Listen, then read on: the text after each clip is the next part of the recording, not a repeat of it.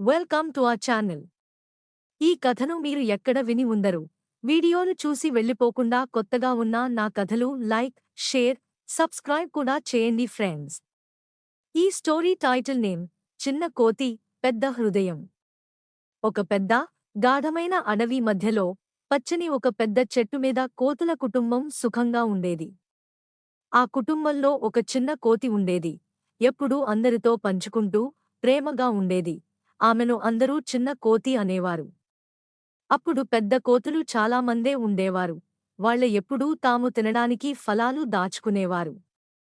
కాని చిన్న కోతి మాత్రం తన అన్నగారికి, పెద్ద కోతులకు ముందు పంచే అలవాటు తెచ్చుకున్నది. ఒకరోజు వేసవికాలంలో చెట్టు దగ్గర నీరు ఆగిపోయి అని కోతులు చాలా దాహంతో బాధపడిపోయారు.